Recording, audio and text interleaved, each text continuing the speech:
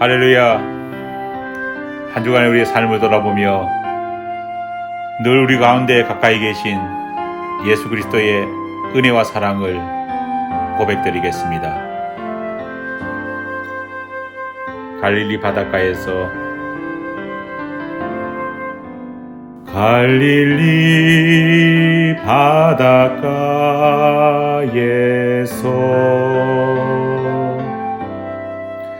주님은 시몬에게 물으셨네. 사랑하는 시몬아, 넌 날 사랑하느냐? 오 주님, 당신만이 아십니다. 갈릴리 바닷가에서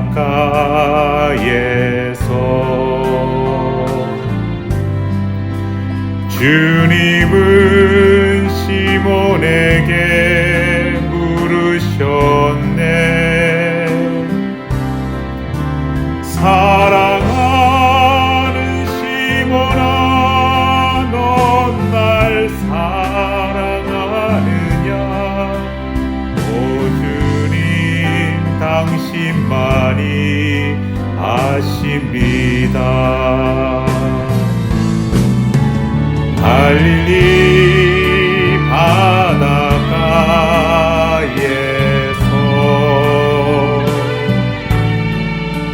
주님은 시몬에게 물으셨네.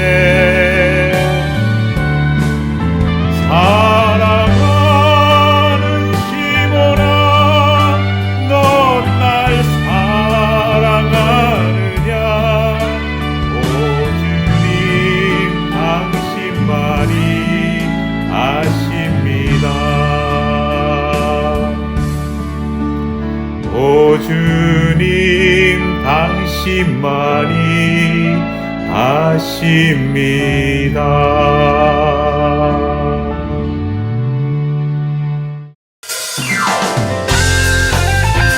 늘 우리 가까이 계시며 늘 우리를 보호하시고 인도하시는 우리 예수 그리스도의 이름을 찬양합니다. 내가 늘 의지하는 예수, 나의 상처 입은 심령을 불쌍하게 여기사 위로하여 주시니 미쁘신 나의 좋은 친구. 그의 손 의지하고 살 때 나를 해할 자가 없도다. 주님 나의 마음을 크게 위로하시니 미쁘신 나의 좋은 친구. 내가 의지하는 예수, 나의 사모하는 친구. 나의 기도 들으사 응답하여 주시니 미쁘신 나의 좋은 친구. 다시 한 번 더 힘차게 주님을 찬양합니다. 내가 요단강 건너가며 마음이 두려워서 떨 때에 주가 인도하시니 어찌 두려워하랴. 미쁘신 나의 좋은 친구. 내가 의지하는 예수, 나의 사모하는 친구. 나의 기도 들으사 응답하여 주시니 미쁘신 나의 좋은 친구. 내가 의지하는 예수, 나의 사모하는 친구. 나의 기도 들으사 응답하여 주시니 미쁘신 나의 좋은 친구. 이웃 천국에 올라가서 모든 성도들과 다 함께 우리들을 구하신 주를 찬양하리라. 미쁘신 나의 좋은 친구, 내가 의지하는 예수, 나의 사모하는 친구, 나의 기도들을 다 응답하여 주시니 미쁘신 나의 좋은 친구, 내가 의지하는 예수, 나의 사모하는 친구, 나의 기도들을 다 응답하여 주시니 미쁘신 나의 좋은 친구. 우리 일생에 예수 그리스도를 성축하기를 간절히 소망합니다. 할렐루야.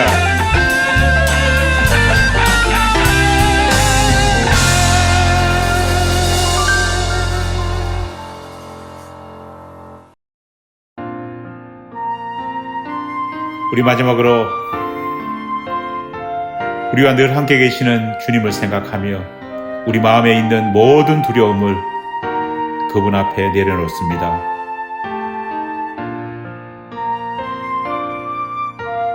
주님은 나의 산성이시며 나의 방패시며 나의 피할 요새이심을 고백드립니다. 할렐루야.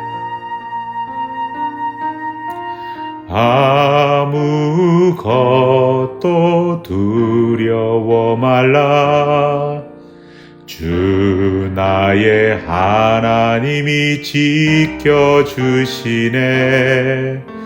놀라지 마라.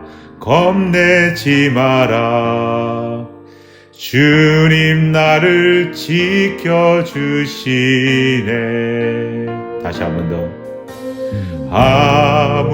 아무것도 두려워 말라. 주 나의 하나님이 지켜주시네. 놀라지 마라. 겁내지 마라. 주님 나를 지켜주시네. 내 마음이 힘이 겨워 지칠지라도 주님 나를 지켜주시네. 세상의 험한 풍파 몰아칠 때도 주님 나를 지켜주시네.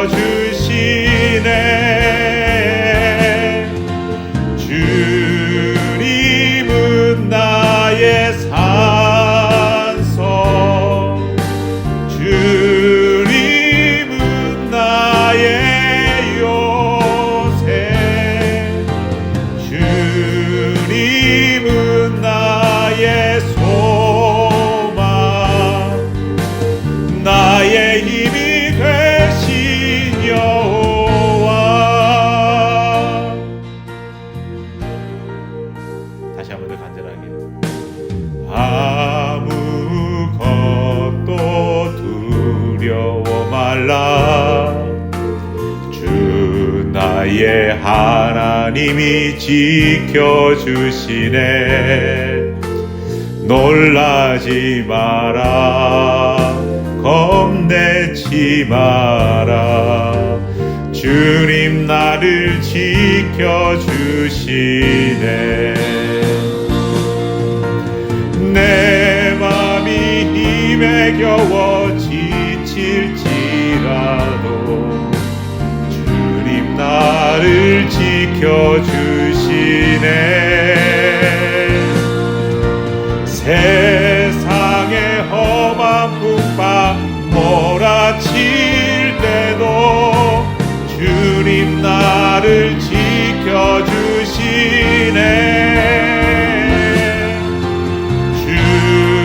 주님은 나의 산성, 주님은 나의 요새, 주님은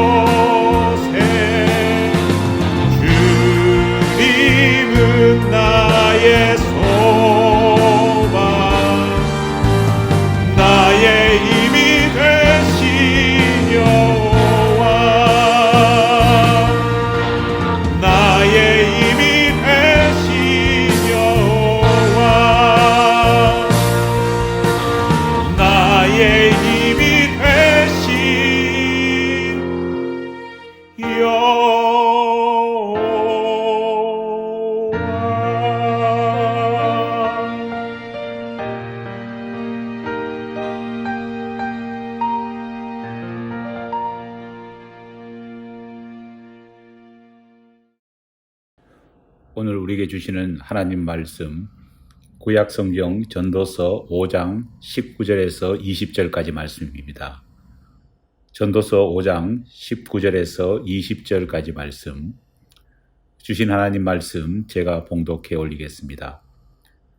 또한 어떤 사람에게든지 하나님이 재물과 부요를 그에게 주사 능히 누리게 하시며 제 몫을 받아 수고함으로 즐거워하게 하신 것은 하나님의 선물이라.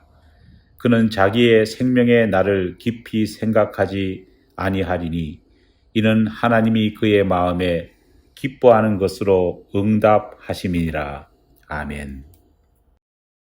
17살 요셉에겐 거칠 것이 없었습니다. 위로 10명의 나이 많은 이복 형들이 있었지만 크게 신경 쓰이거나 부담이 되지는 않았습니다. 왜냐하면 아버지의 사랑은 항상 요셉 자신을 향해서만 쏟아부어지고 있었기 때문입니다. 아버지는 그에게 어떤 형들에게도 만들어주지 않았던 채색 옷을 입혀 주었습니다. 요셉은 눈에 확 띄는 옷을 입고 다니면서 형들은 물론 주변 모든 사람들에게 자신이 얼마나 특별한 존재인지, 자신이 얼마나 아버지의 사랑을 독차지하고 있는 것인지를 뽐낼 수 있었습니다. 그런 요셉이 어느 날 꿈을 꾸었습니다. 꿈속에서 본 모습은 참 신기했습니다. 요셉은 어느 날 밭에서 자신의 곡식단을 묶어 밭에 눕혀 두었습니다. 형들의 곡식단 역시 자신의 곡식단 주변에 누운 채로 있었습니다. 그런데 갑자기 자신이 묶어둔 곡식단이 갑자기 일어섰습니다. 그러자 주변에 있던 형들이 묶어두었던 형들의 곡식단 역시 일어서서 요셉 자신의 곡식단에게 모두 절을 하는 것이었습니다. 마치 요셉의 곡식단이 왕이라도 된 것처럼 형들의 곡식단들은 모두 요셉의 곡식단에 경배하고 있었던 것입니다. 며칠 후 요셉은 다시 한 번 더 이상한 꿈을 꿉니다. 이번에는 요셉 주변으로 해와 달과 그리고 11별이 나타났습니다. 갑자기 해와 달과 11별들이 요셉을 향해 절을 하기 시작합니다. 요셉은 마치 왕이라도 된 것처럼 해와 달과 별들의 경배를 받았습니다. 신비한 꿈을 꾼 요셉은 이후 어떻게 행동했을까요? 요셉은 먼저 첫 번째 꿈을 꾸자마자 형들에게 자랑하듯 말했습니다.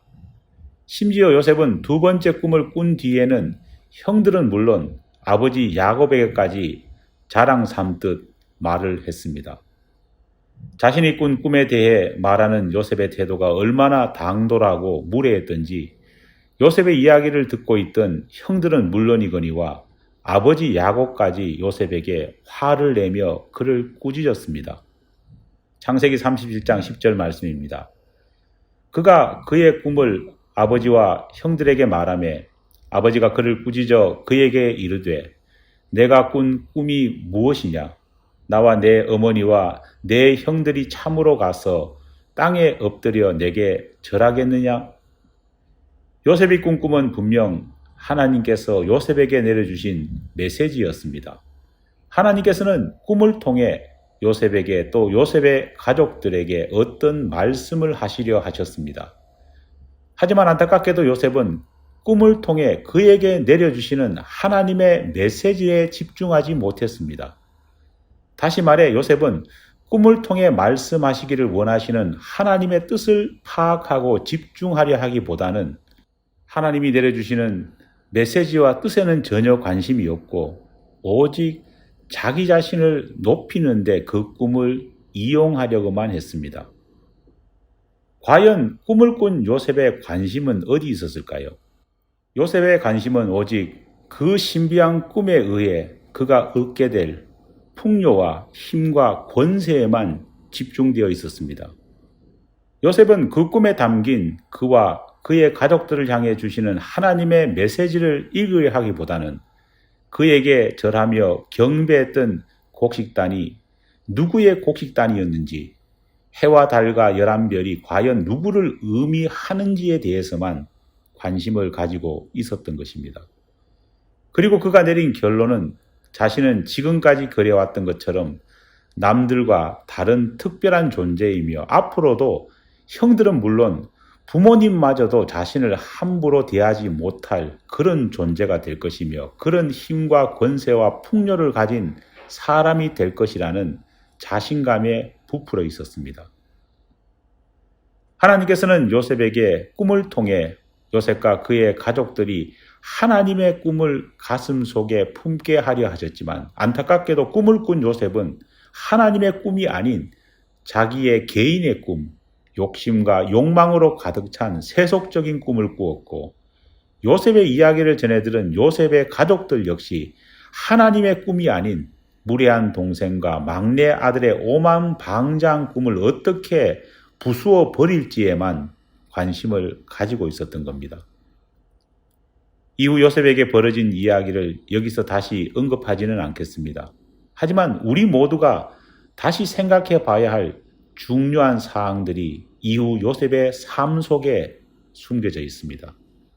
하나님께서는 과연 요셉이 꿈꾸게 하고 꿈을 꾼 이후 벌어진 요셉의 힘든 삶의 여정을 통해 요셉과 그의 가족들에게 알려주시고 말씀하시기를 원하시는 메시지가 과연 무엇이었을까요? 꿈을 꾼 요셉이나 요셉의 꿈 이야기 들은 가족이나 그들이 집중했던 것은 풍요로운 소유, 더 큰 권력과 권세가 누구에게 갈 것인가에 집중되었습니다. 꿈을 꾼 요셉은 그런 풍요로운 소유와 권세가 오직 자기 자신에게 집중될 것이라 생각했습니다. 그 사실이 분명 형제들과 아버지에게 분노를 불러일으키고 상처가 될 수 있을지 알면서도 요셉은 상처받을 형제와 아버지는 아랑곳 없이 자랑질을 해댔습니다. 반대로 형들과 아버지는 막내 동생이, 막내 아들이 자신들을 두고 그런 풍요, 그런 권세를 가질 수 없다고 단언합니다. 아니, 가져서는 안 된다고 믿었습니다. 바로 이런 생각과 신념이 가족 간의 비극의 역사를 만들어낸 것입니다. 정말 하나님께서 요셉에게 꾸게 하셨던 그 꿈의 결과가 이런 것이었을까요? 결코 아닙니다. 요셉과 그의 가족들은 꿈의 내용이 물질의 풍요, 힘과 권세의 풍요를 의미하는 소위 우리가 말하는 대박 꿈인 돼지 꿈으로 보았지만 정작 하나님께서 그들에게 말씀하시기를 원하시는 것은 물질의 풍요도 권세의 풍요도 아닌 관계의 풍요였습니다. 한 개인의 놀라운 성공과 일확천금을 얻게 되는 그런 횡재의 꿈이 아니라 개인의 꿈이 어떻게 하나님의 꿈으로 이어지는지를 하나님께서는 요셉의 꿈과 이후 그의 삶을 통해서 말씀해 주고 계십니다. 흥미롭게도 요셉의 이야기는 요셉이 그렇게 꿈을 꾼 다음 연이어 일어나는 수많은 꿈 이야기로 얽히고 설키게 됩니다. 먼저 요셉이 그렇게 꿈을 꾼 다음 일어난 첫 번째 사건이 무엇이었습니까? 그것은 요셉이 꿈꾼 대로 그가 생각한 대로 꿈의 방향이 나아가지 않았다는 것입니다. 요셉은 형들에게 경배받기는커녕 형들로부터 버림받았습니다. 요셉은 우여곡절 끝에 당시 세계 최고 대국 이집트로 팔려가게 됩니다. 그런데 그렇게 끌려간 이집트에서 요셉이 처음 간 곳은 놀랍게도 이집트 최고 실세 권력자인 보디발 장군의 집이었습니다. 어쩌면 비록 노예라는 신분으로 그가 그 집에 끌려갔지만 당대 최고 실세의 집에서 매일매일 당대 최고 실세를 눈앞에 보면서 요셉은 인생 역전을 마음에 품었을지도 모릅니다. 한동안 잊어버리고 있던 물질의 풍요, 권력의 풍요라는 꿈을 다시 꾸었을지도 모릅니다. 하지만 그에게 다시 다가온 것은 꿈의 방향이 그가 마음먹은 대로 되지 않는다는 것입니다. 우리가 잘 아는 대로 요셉은 누명을 쓰고 감옥에 투옥됩니다. 그런데 그곳에서 이상하게도 다시 꿈꾸는 두 사람을 만나게 됩니다. 왕의 술 맡은 관원장과 떡 맡은 관원장이 그들입니다. 어느 날 두 사람은 꿈을 꾼 다음 말 그대로 꿈에 부풀어 있었습니다. 신비한 꿈을 꾼 다음 그들은 모두 자신에게 특별한 일이 일어날 것이라는 그런 생각에 부풀어 있었습니다. 하지만 자신들이 꾼 꿈의 내용을 해석할 수는 없었습니다. 그래서 고민합니다.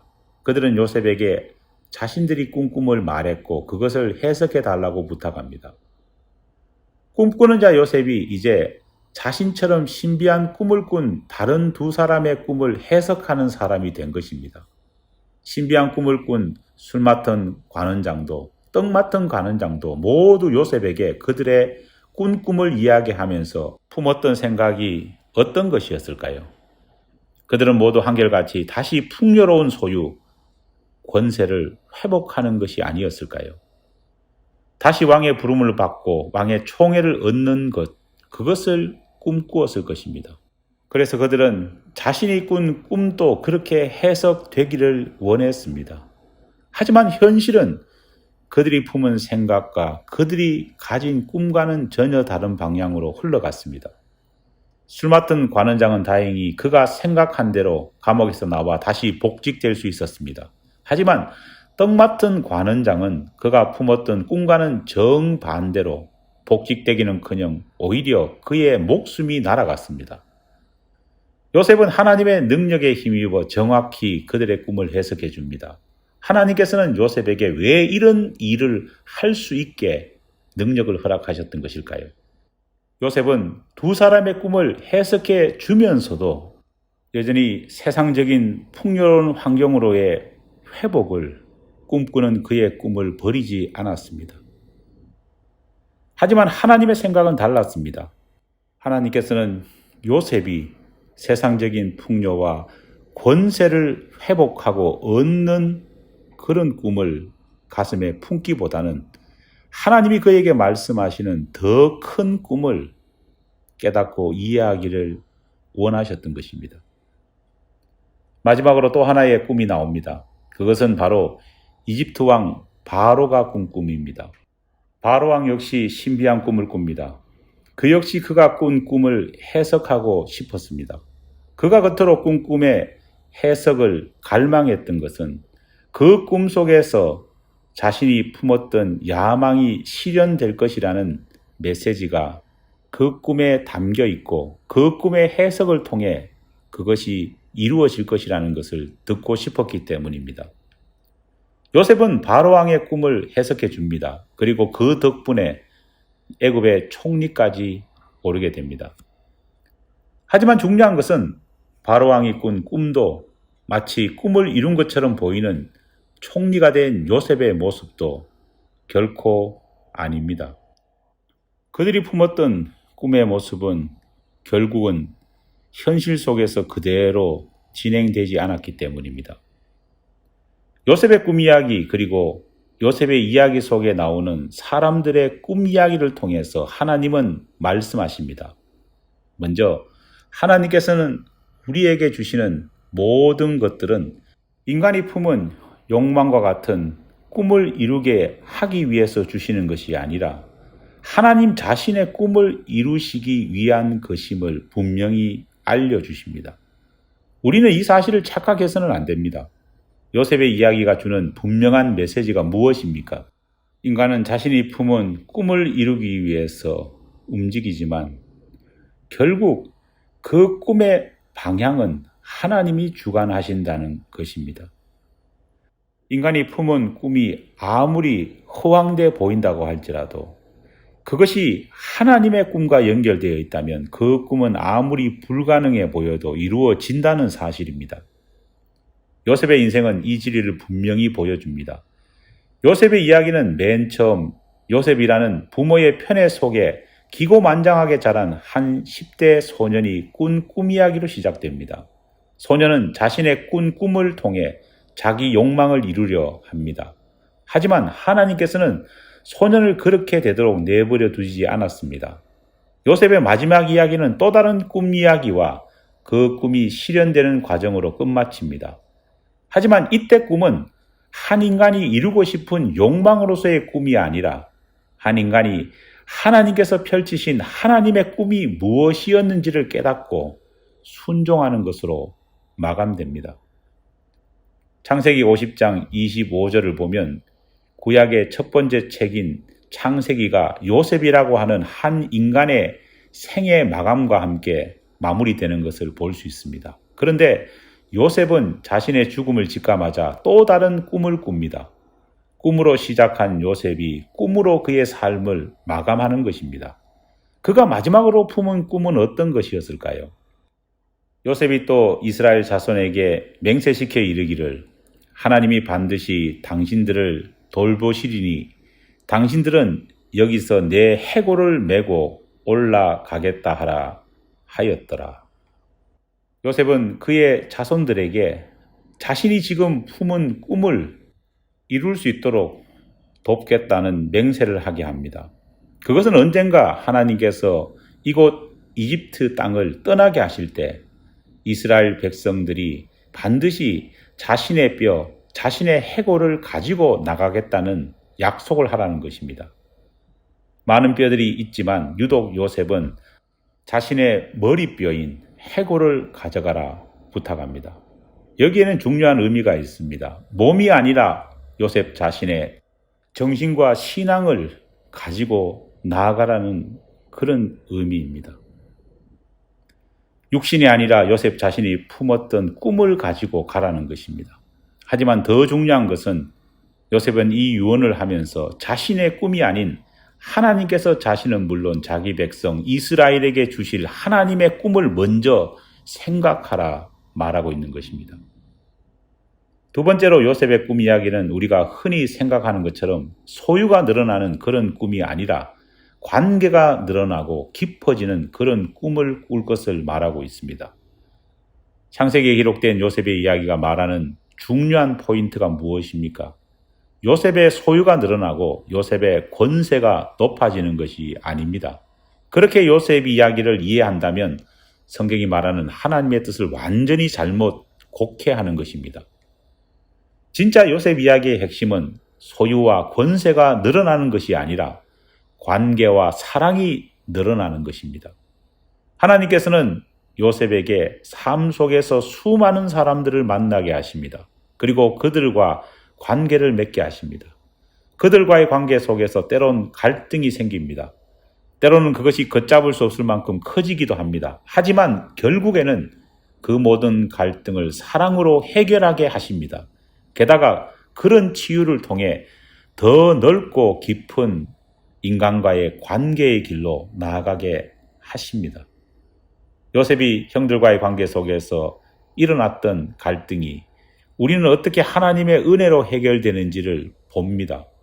그리고 그렇게 앙숙이던 관계가 어떻게 이방 땅에서 12지파로 구성된 한민족으로 끈끈하게 연결되는지도 봅니다. 심지어 하나님께서는 요셉을 통해 이방 땅 이집트와 그의 백성들에게까지 관계를 넓히시고 그들을 한없이 사랑하게 하십니다.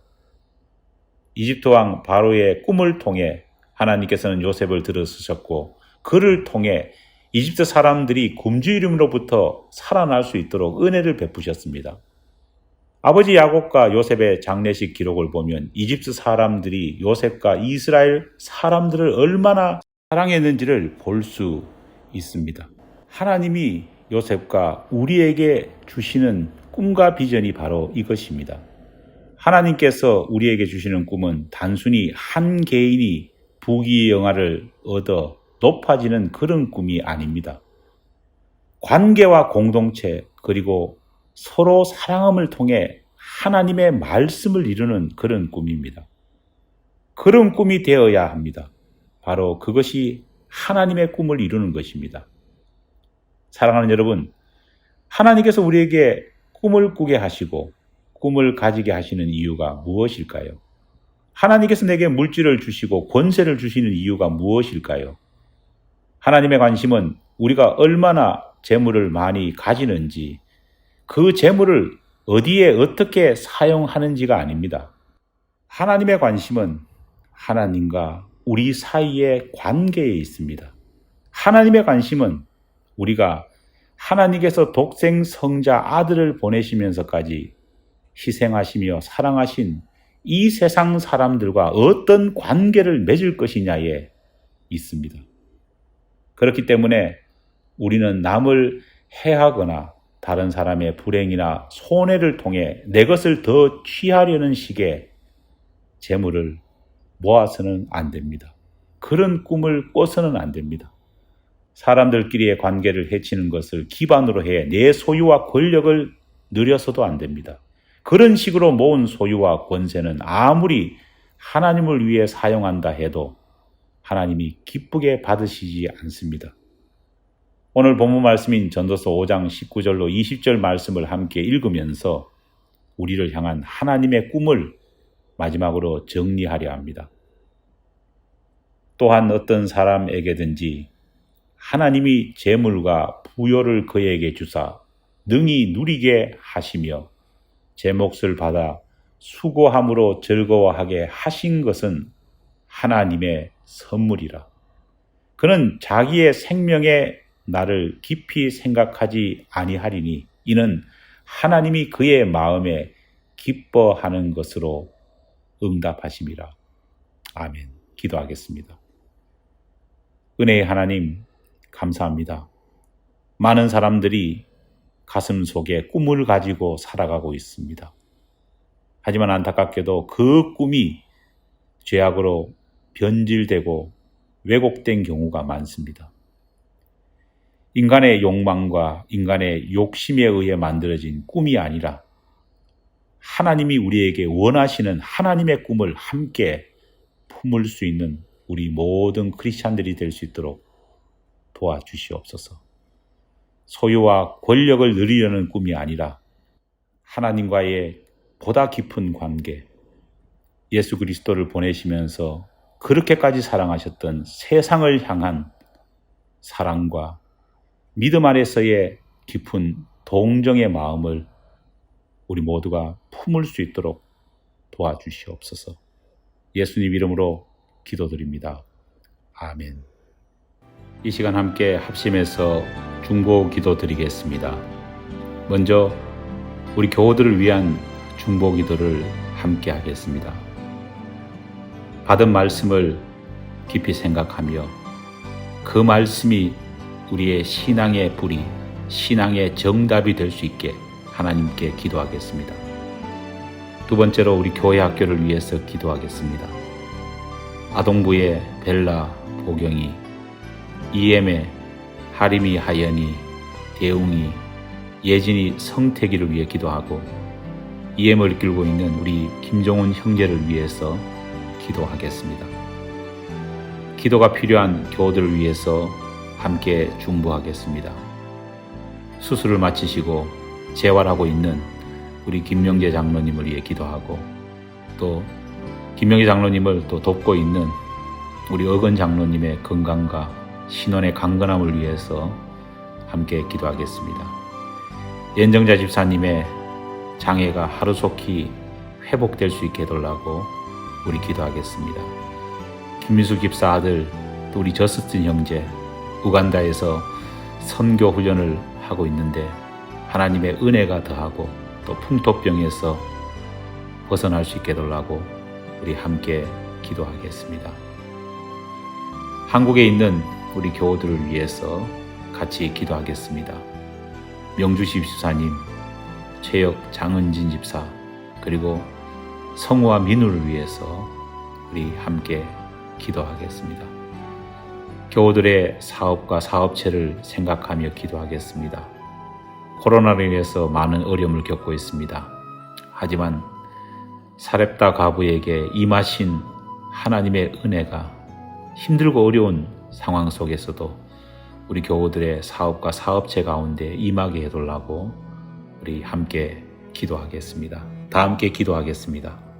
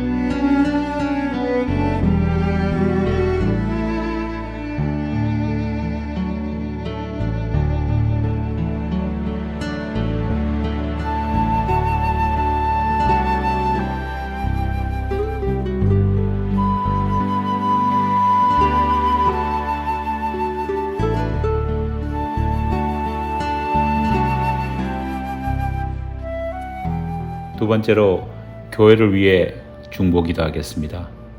먼저 부족한 종과 종의 가정을 위해서 기도해 주시기 바랍니다. 두 번째로 우리 교회를 섬기고 있는 리더들을 위해서 기도하겠습니다. 우리 집행위원들 한 사람 한 사람을 기억하며 하나님의 몸된 교회를 바르게 이끌 수 있는 지혜와 형편과 처지를 허락해 달라고 하나님 앞에 기도하겠습니다. 부서를 섬기는 부서장들을 위해서 우리 함께 기도하겠습니다. 세 번째로 우리 성도들을 생각하며 기도하겠습니다. 여러 가지 개인적으로 기도하고 있는 내용들을 우리 각자가 알고 있습니다. 저들이 기도하는 내용에 응답을 받을 수 있게 해달라고 기도하고 또 하나님께서 저들의 길을 인도해 달라고 우리 기도하겠습니다. 다 같이 기도하겠습니다.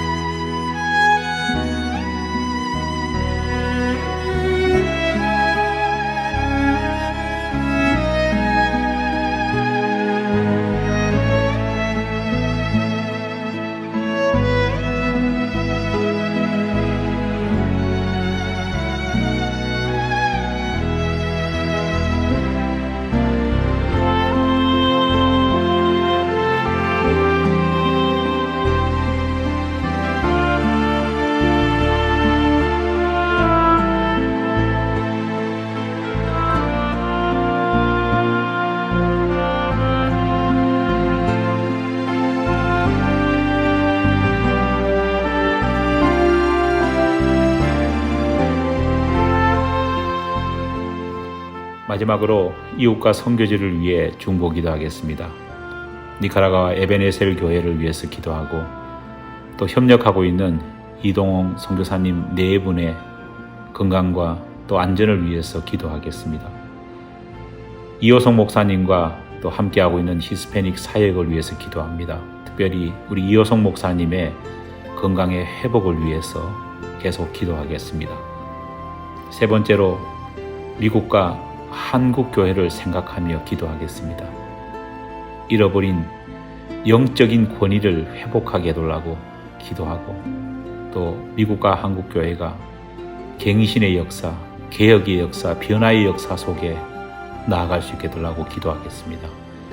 마지막으로 우리가 함께 한 지붕 아래에서 하나님을 섬기고 있는 우두머리 감리교회를 위해서 기도합니다.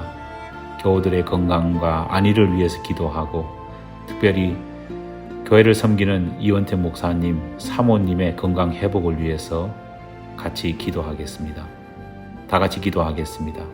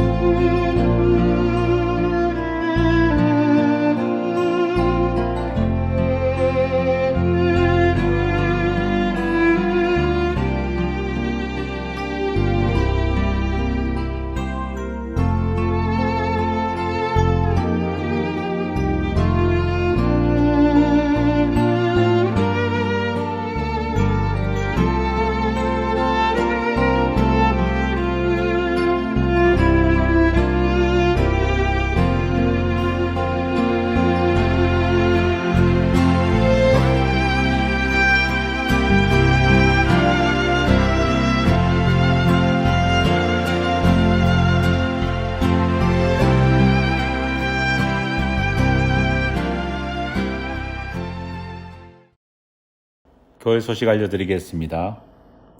코로나 확산 방지를 위해 하절기 동안에 더위에도 불구하고 선풍기를 사용할 수 없습니다. 그래서 금년에는 한 달 앞당겨 6월, 7월, 8월 석 달간 예배 시 간편 복장으로 예배를 드리도록 하겠습니다.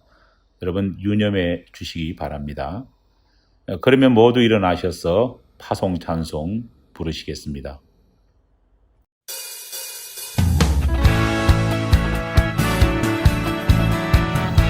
우리 마지막으로 힘차게 결단의 찬송 부르며 세상을 향해 나아갑니다. 우리 주님을 향한 우리의 뜨거운 사랑의 마음을 많은 사람들 참된 진리를 모른 채 주님 곁을 떠나가지만 아멘. 내가 만난 주님은 참 사랑이었고 진리였고 소망이었소. 난 예수가 좋다오. 난 예수가 좋다오. 주를 사랑한다던 베드로 고백처럼 나 예수를 사랑한다오. 무거운 짐진 자 다 내게로 오라. 내가 너를 쉬게 하리라. 이 길만이 생명의 길 참 복된 길이라. 항상 내게 들려주소서. 난 예수가 좋다오. 난 예수가 좋다오. 주를 사랑한다던 베드로 고백처럼 난 예수를 사랑한다오.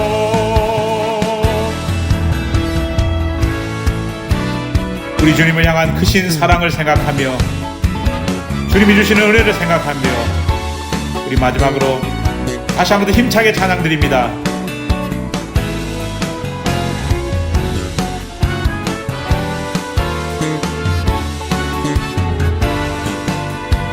난 예수를 사랑한다오.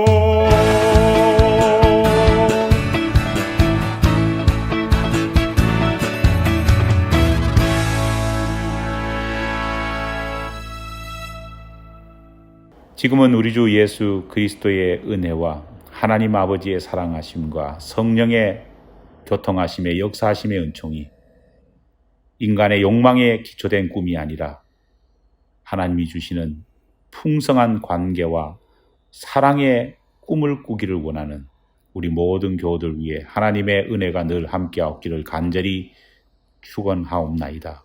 아멘.